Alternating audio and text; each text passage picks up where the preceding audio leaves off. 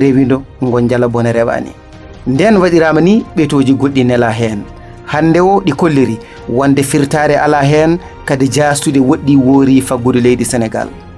ko dartagol hono résilience addi ha faggudu nder nderiru leydi Sénégal ina yeña toɓɓere ficcude goo e nder temedere kala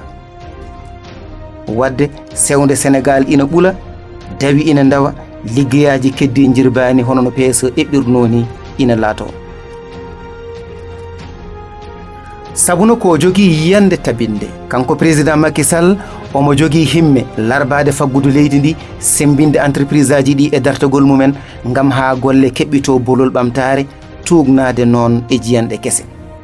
PAP2 gurtaɗo lagga yo yaw sora hen ko 22 milliards kalis euro o tobbi e sifa tengtuɗo ko cellal e leɗɗe mum ndema e yeño mum nokkuji kertinanaɗi faggudu hono ges mbaylandi e yillo kutorɗe karalle kese defade rewfolɓe ko nandi hen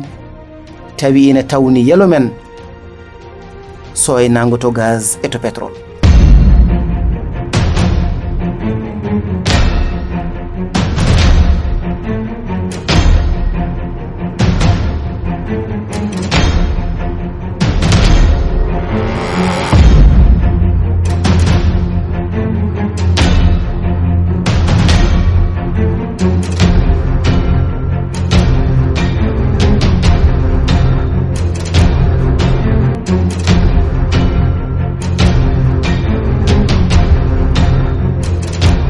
no jiruɗon ni woni ɗo dey e ko laaɓi ko golle jokkuɗe tawnuɗe no waya o wayni waylude sawru mbaggu yaadina ɗum e ko saha o namdi ko beele timminde pandal e yettinde eɓɓoje mantiniɗe ɗe eɓɓuɗa so yettanade jeytare nguura cellal e kisal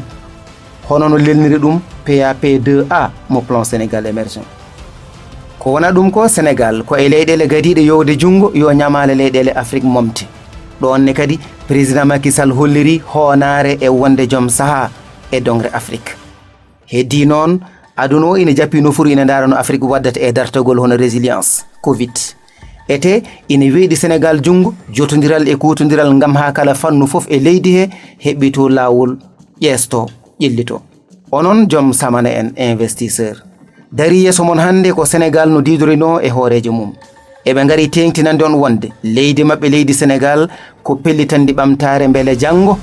on janggo mo ɓesgu leydi ndi e ardiɓe muɗum eɓɓani ko e mumen hono émergence